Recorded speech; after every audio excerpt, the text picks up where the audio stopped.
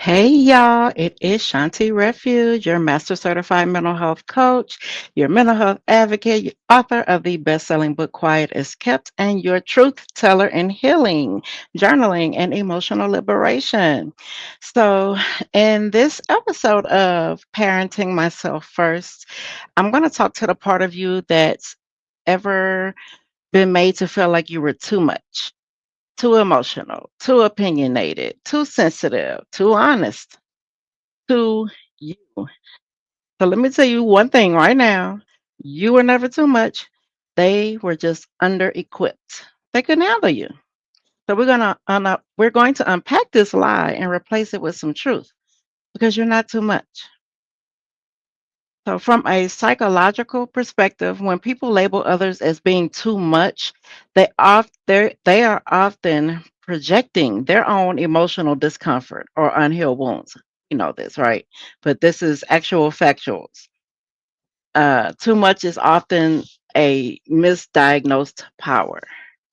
So, according to a study in personality and individual differences, individuals with high emotional intelligence and deep self expression are often perceived as intimidating in environments that lack psychological safety.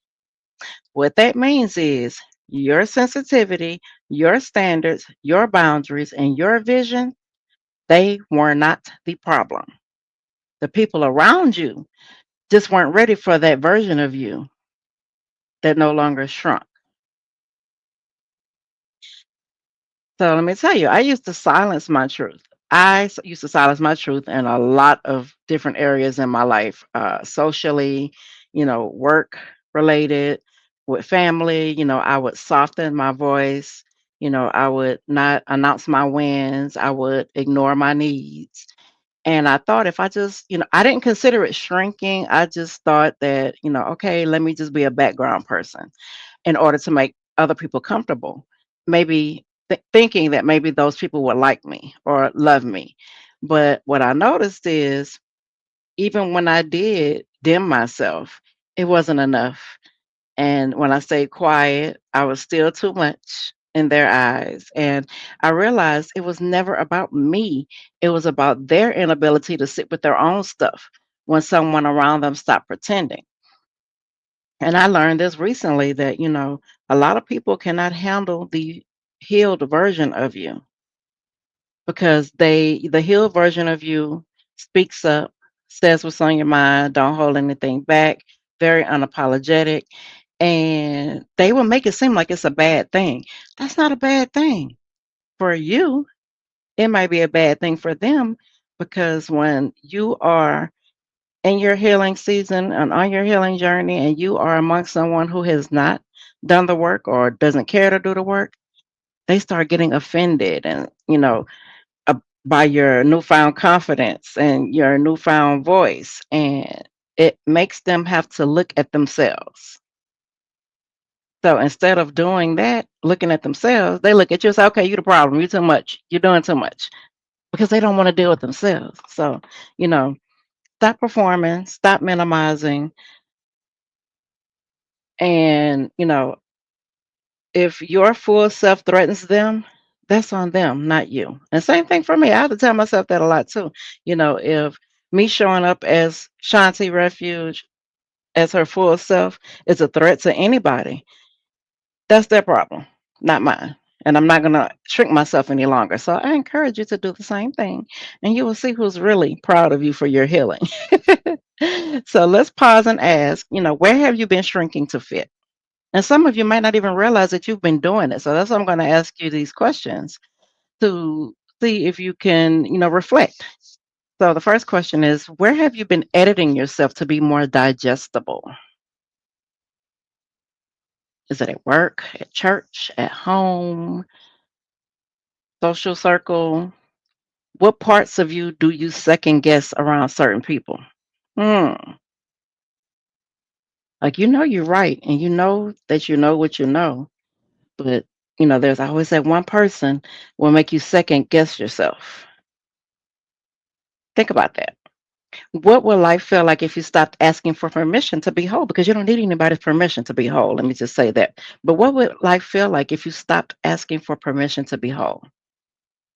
Here's the truth: you are not too loud, you're not too emotional, you're not too complicated. You are a full experience, and not everybody has the capacity for that. So today's journaling prompt is: what part of me have I been dimming to be accepted, and what would it look like to let that part shine without apology?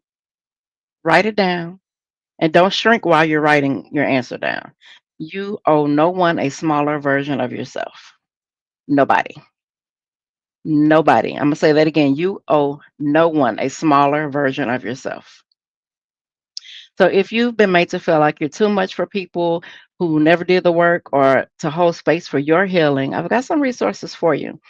Y'all know I have guided journals on my website that helps you to reconnect with your full, unfiltered self. Or if you don't even know who you are, after, coming out of whatever situation you're coming out of, I have a self discovery healing journal slash workbook that you can use to help find out who you are.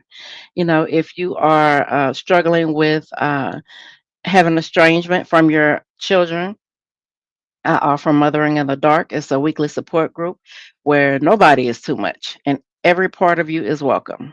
The good, the not so good, the I'm trying to everything is accepted. We don't judge, we don't criticize, we help. As long as you're willing to do the work, come on in.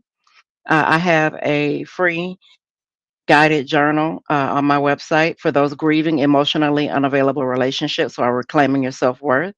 And then I offer one-on-one coaching. Not everybody likes a group setting to tell a business. So you can come and talk to me one-on-one. You are safe with me no matter what type of environment we're in. You are safe with me. So if you prefer one-on-one coaching and you're ready to stop shrinking and start standing tall in your truth, then you can see me at shantirefuge.com. So in closing, I want you to know that you are not too much. You're just too real for people still hiding from themselves. Stop editing yourself. Start expanding yourself.